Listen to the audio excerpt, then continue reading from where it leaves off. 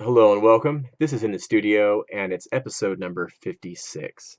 So the other day when I showed you the parallel gated distortion technique, it gave me an idea to maybe expand on a few other creative uses that gates have in the production process. There's many of them, but I'm going to show you two examples here today. So let's get right to it. The first technique here, it really works well on a sustained sound. I'll show you the sound we'll be working with really quick. This is like an atmosphere here.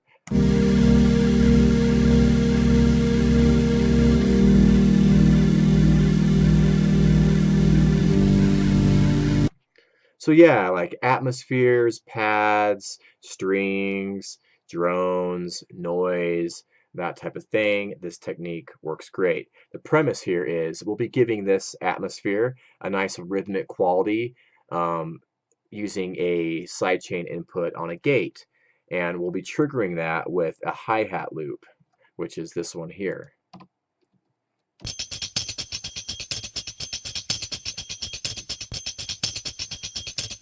And I find this works best when you use your trigger, if it's something that's already in your track or like a little piece of rhythm, so a hi-hat rhythm or part of your drum groove or something that it works well as a trigger because it's going to fit with your track. But obviously it doesn't have to be. You can use whatever you want as a trigger. So let's get to the technique here. Let's go into the mixer here. So what we need to do here is the hi-hat loop is right here. What we need to do is sidechain it to the Atmos. So we're going to go sidechain to this track. There we go. Now on the atmosphere, we need to put on a gate. I'm going to be using this one here. And we need to set up the sidechain for this. So on a lot of third-party plugins, this is how you input the sidechain signal. You go up to this little tab here, right here, processing, and then under the auxiliary input, you're going to right click, and in this case we're using the hi-hat loop. So that's how you set up the sidechain input signal, and then we're going to turn that on, and now we should be getting a nice little bounce with this.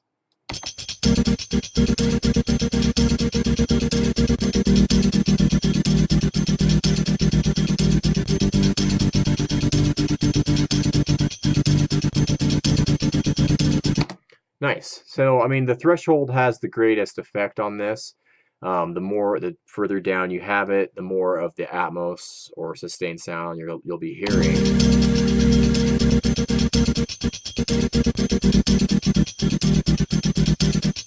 So, I mean, it works best when it's kind of hovering, right at that threshold point. So it's bouncing with your trigger a little bit. And the range is, we could pull back this range and let a little bit of the low signal back in so it doesn't go to complete silence when it falls below the gate.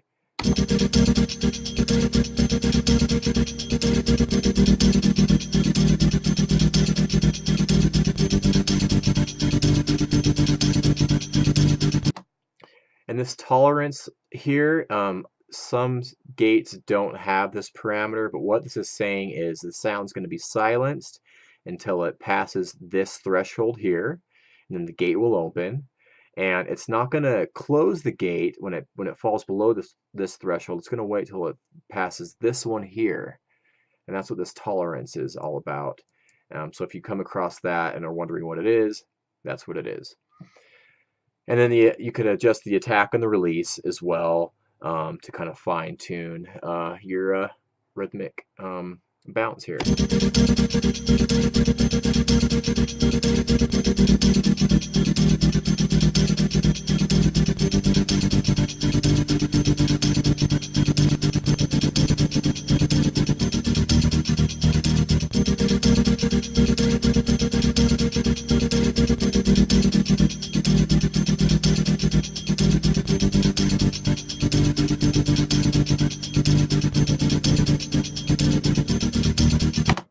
There you go. Nice way to inject a little rhythm to a sustained sound using a gate. And let's move on to the next technique. This is going to be pretty similar, but a little bit different. So we'll be using a chord for this as what we'll be gating, and we'll be triggering that with a little short transient hi-hat roll. And on this hi-hat roll, we don't want to hear that at all. All we're going to be using that for is the trigger. So I'm just going to show you that really quick though. Just a simple, I mean, you could obviously do whatever kind of pattern you wanted to, but this is just a, yeah, basic little roll there. And what I wanted to do was just give this chord here a little bit of like a flutter effect using this, and the gate is what I was kind of thinking. So that's what I'm going to try and do. But I think you'll get the premise here. So what we're going to do is actually unroute that little hi-hat roll from the master. I'm going to take that out, and then we're going to do the same thing we did last time and sidechain it to the chord, sidechain it, and then do the same thing with the gate here. Pull that gate up, go to this tab, processing, select the hi-hat as our input for the sidechain, and then select this here. And now we could do the same thing just to adjust it.